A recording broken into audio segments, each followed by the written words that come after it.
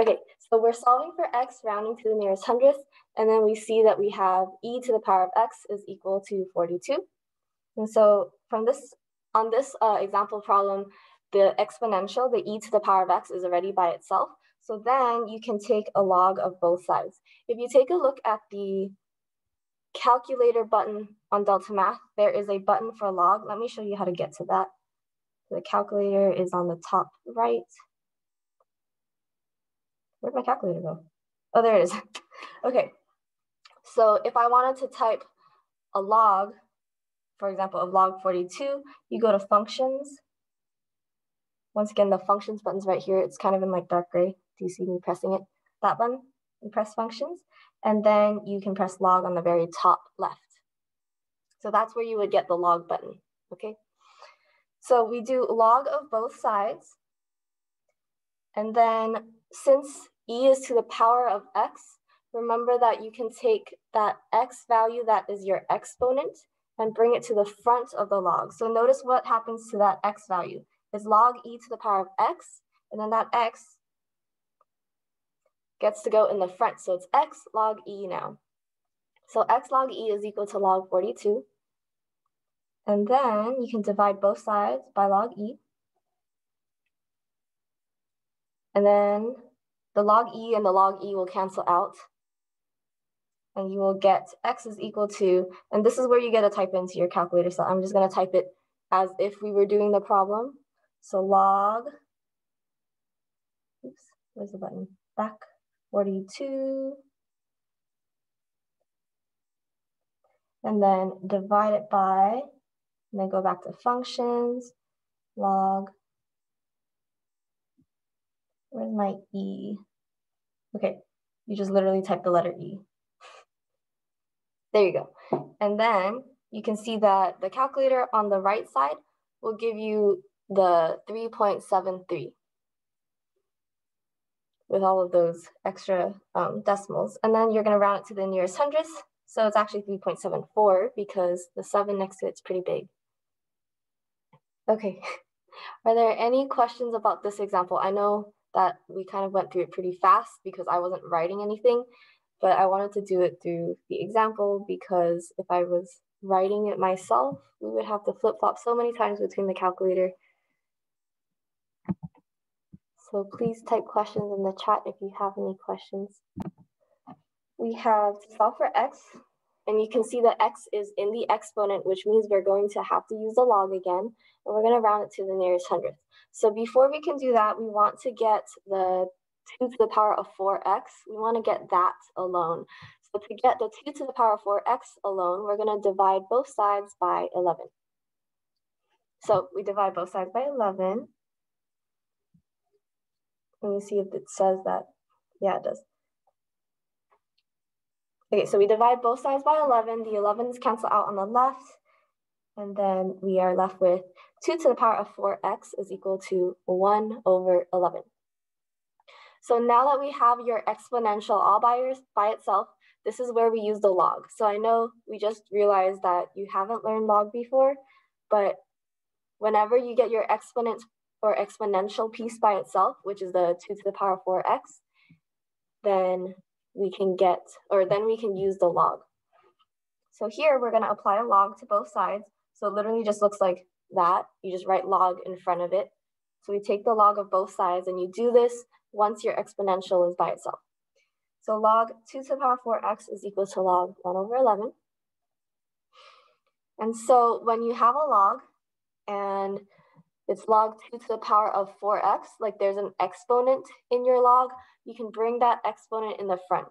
So that 4x, the exponent, you're going to bring it to the front of the log. So it's going to look like that. So bring the exponent in the log to the front. Or move exponent to front, you can call it that. So you take that 4x that used to be the exponent and you bring it to the front. And then the x is no longer in the exponent. It makes it a lot easier for us to solve.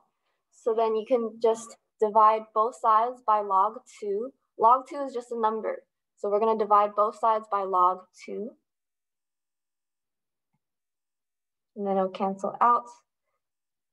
on the left side. So we will get 4x is equal to whatever log 1 over 11 divided by log 2 is.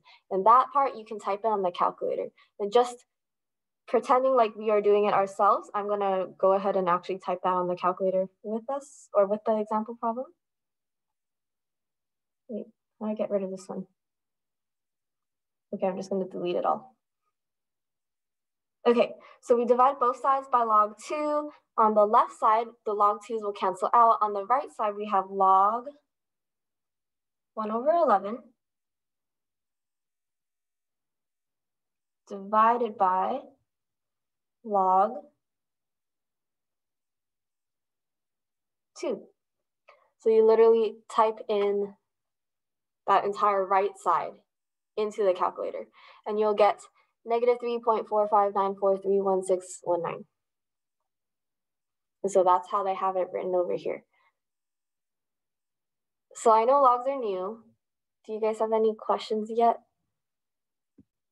after seeing it for the first time today? Okay, so once we get 4x is equal to negative 3.45943116, well, this is not x yet. To get x, we must divide both sides by 4. And then so, let's see. Then we can actually just literally type negative 3.459316 divided by 4. And then it will give us our answer, which is negative 0.8648597. But then we want to round to the nearest hundredth. So about negative 0.86.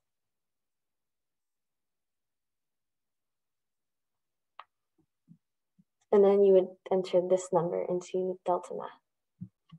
Let's do more because, like we said, this is brand new to you guys. So next example.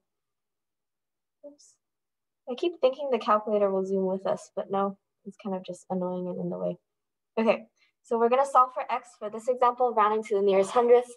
And we want to get our exponential by itself. So the exponential portion is e to the power of x. So we want to get that part by itself. So there's a 518 in the front, which is kind of in our way. So we're going to divide both sides by 518 so that we can get our exponential by itself. Okay, so we're dividing by 518. On the left, they cancel out. On the right, we just have that fraction. Okay, so now that we have our exponential by itself, we can apply the log. So you apply the log once your exponential is by itself. The log will help get the x out of the exponent. So now that we have our exponential by itself, we're going to do a log of both sides. Literally just write log in front of both sides, like that. So whenever you get your exponential by itself, you write log in front of both sides. And so once you take a log of e to the power of x, you're going to take that x, that is the exponent. So take the exponent and move it to the front, like that. Move the exponent to the front. So I think up till here, are there any questions? I'm going to pause to give you guys a chance to ask. Okay, then after that part, we're going to divide both sides by log e so that we can get our x by itself, because it's x multiplied by log e. So we're going to divide by log e so that x can be by itself. So we're dividing by log e. On the left, they will cancel out. And then on the right, you literally just type it into the calculator. So I can do that with the example, pretending like we're doing it all on our own. So log, the functions is top left, log of 74 divided by 518 divided by log of the letter e. Enter. And then you can see that our number on the calculator matches up with the number that is in the example problem. So we get negative 1.9459, and then we're going to round it to the nearest hundredths, so negative 1.95. Okay, any questions on this example?